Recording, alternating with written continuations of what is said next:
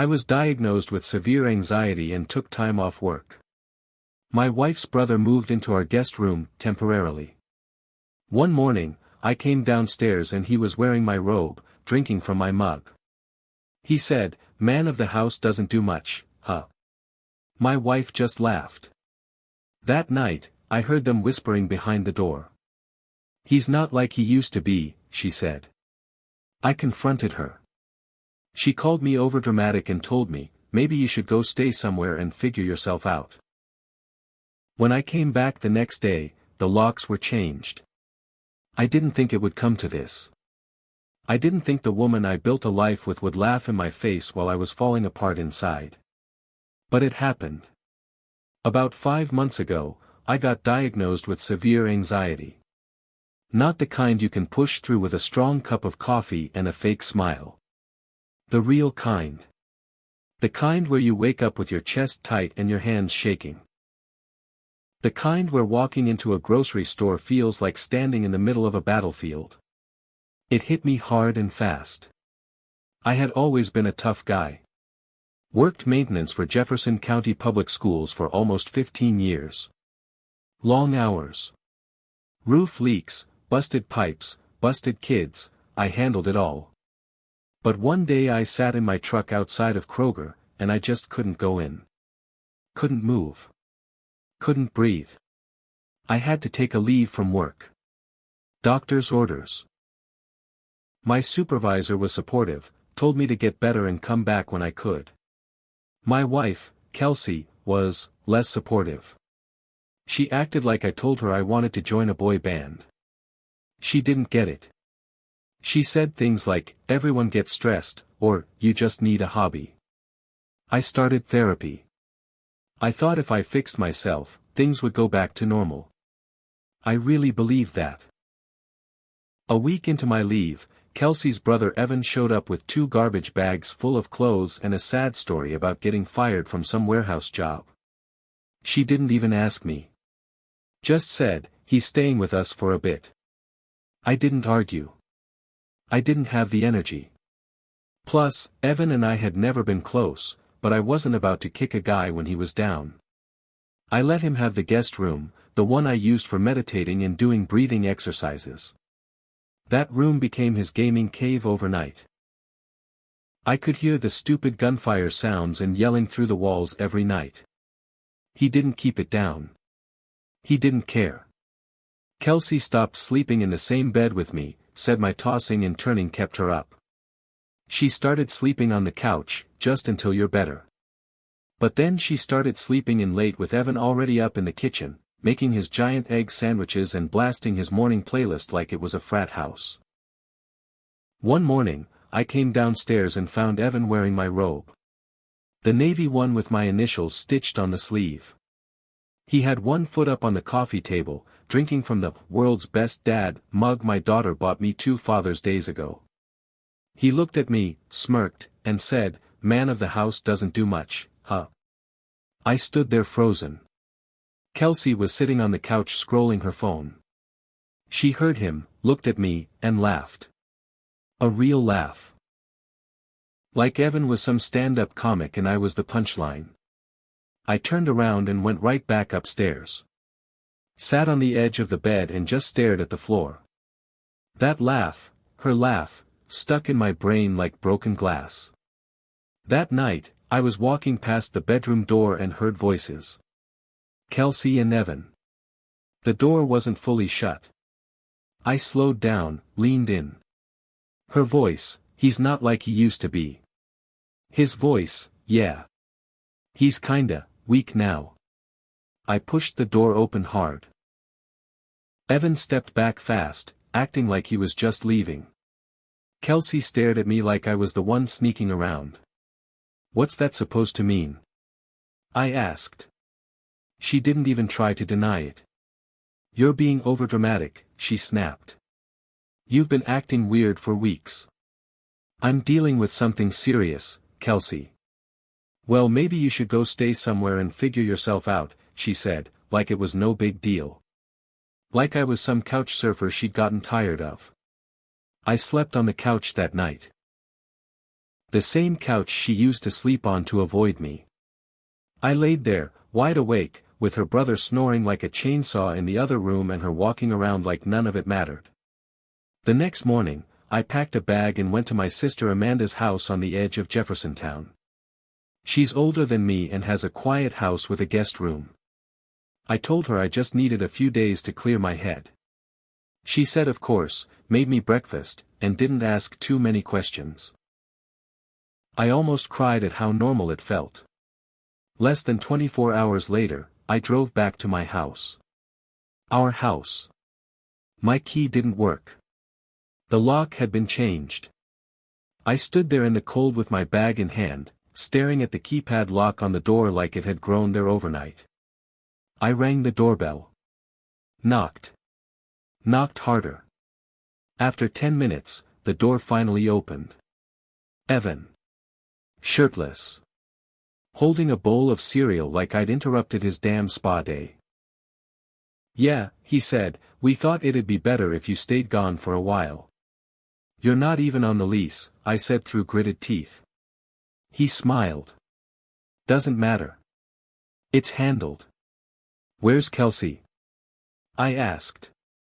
"She's busy. But you should probably focus on you, man. Seriously. Take care of yourself." And then he closed the door. I stood there for another 10 minutes, hand on the doorknob like it might magically open. Then I got back in my truck and drove away. That was the moment I realized I wasn't just dealing with anxiety anymore. I was dealing with betrayal. And I was going to get my life back. One way or another. I didn't sleep much that night. I sat up in Amanda's guest room, just staring at the ceiling. My phone sat on the nightstand like a dead weight. No messages. No calls. Not even from Kelsey. The next morning, I called a locksmith. He told me what I already suspected. If my name wasn't on the deed or if there was a court order, I couldn't legally change the locks back. I called a lawyer next. That was the first time I heard the word abandonment used against me. Kelsey had filed something while I was gone, claimed I voluntarily left the house, even implied I was unstable. "She's playing dirty," the lawyer said. "You need to gather everything. Texts, emails, any proof you were forced out." So I did. I went back through every message she sent me. Every photo. I screenshotted everything. I made notes. I wrote down the day she laughed at me. The night I heard her and Evan behind the door. Every detail. And then I got a message from our neighbor, Doug. Doug and I weren't close, but we'd mowed lawns on the same Saturdays for 5 years. He texted me late one evening. "Hey man, just making sure everything's okay. Your wife's brother has been doing a lot of projects outside your garage. Just seemed off." I asked what he meant. He sent a photo. Evan. In my garage. Using my tools. Sawhorses out, some kind of half-built shelving going up. A can of paint open. Paint I bought last summer for the porch, which he had no business touching. But what hit me hardest was what Doug said next. I only asked because I overheard him say something about finally making the space his. Thought you should know. His. That was mine. All of it. I drove by that night. Stayed across the street. My truck lights off. I just watched. Sure enough, Evan came outside in slippers like he owned the place. Sat on my porch swing. Lit a cigarette. Stared up at the sky like a man who'd won something. The next day, I went to the courthouse and filed a restraining order. Not against Kelsey, I needed to be smart, but against Evan. I told the judge he was an unauthorized occupant, that I'd never given him permission to stay. It wasn't easy. The paperwork took hours. But I did it. My lawyer filed an emergency petition to let me back in the house. Said I'd been illegally locked out. It'd take weeks, maybe months, but I had a shot. Meanwhile, Amanda let me stay. But I started getting strange messages from mutual friends. "Hey, is it true you're in a hospital? Kelsey said you were refusing treatment. She told us you abandoned her." Lie after lie. She was poisoning the well. So I made a decision. I stopped texting her. I stopped begging. I went silent. And then I called in a favor from someone I never thought I'd need, my old friend Mark from high school. He worked in IT now, had a knack for digging things up. I asked him for help. "Don't tell me why," he said. "Just tell me what to look for." So I gave him everything I had, Evan's full name, Kelsey's email, whatever scraps I remembered. A week later, he called me back. "You're gonna want to see this," he said. He sent me a folder full of screenshots. Emails between Evan and Kelsey. Dating back months. Long before my panic attack. One message said, "When he's gone, we can finally do what we talked about." Photos. One of them together at a motel. A payment receipt from a storage unit rented in Evan's name, just a few miles from our house.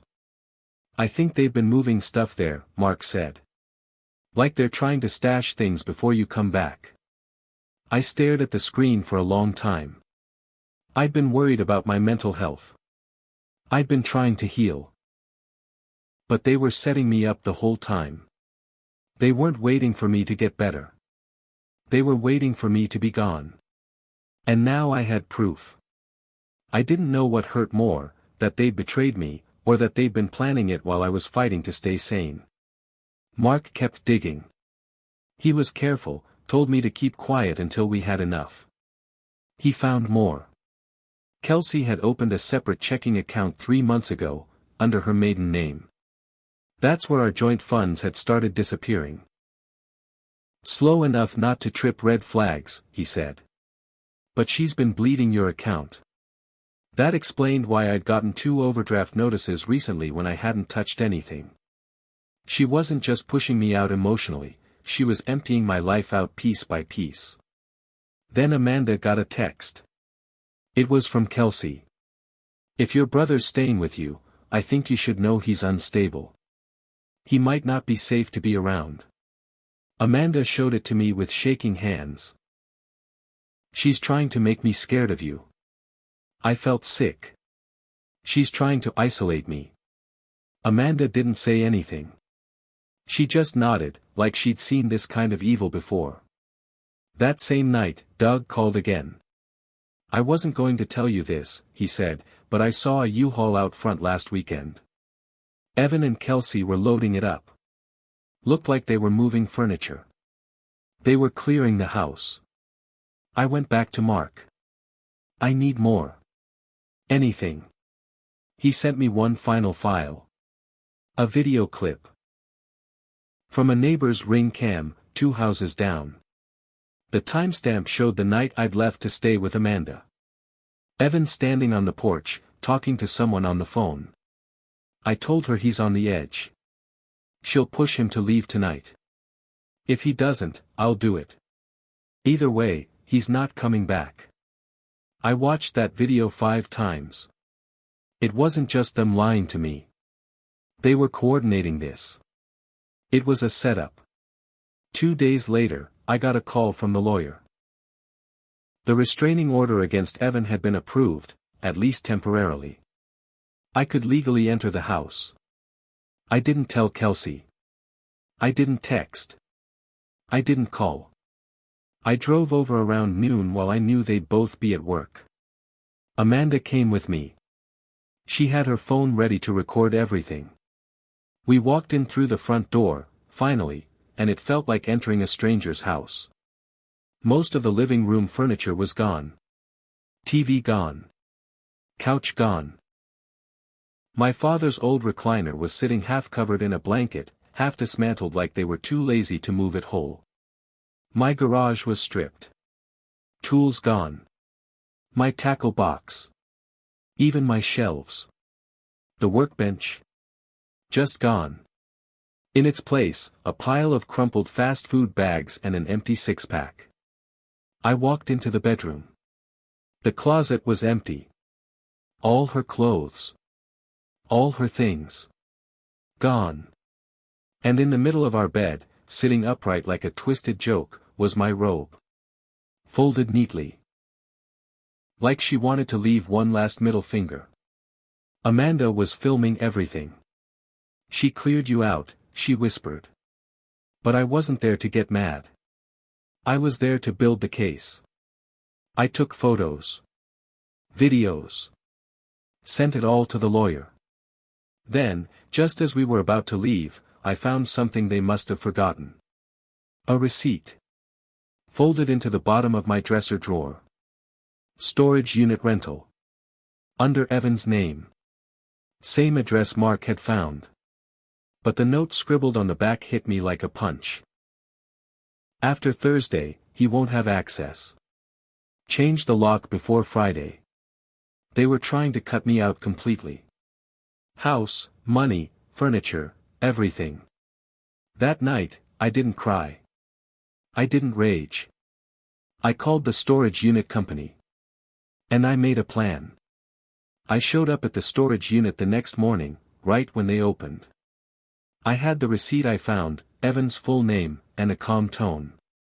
I didn't lie, I just said I was here to check on a unit that may contain stolen property.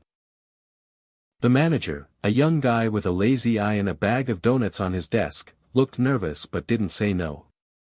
When I handed him the printed receipt with Evan's name, address, and signature, he paused. Your family? He asked. I nodded. Yeah.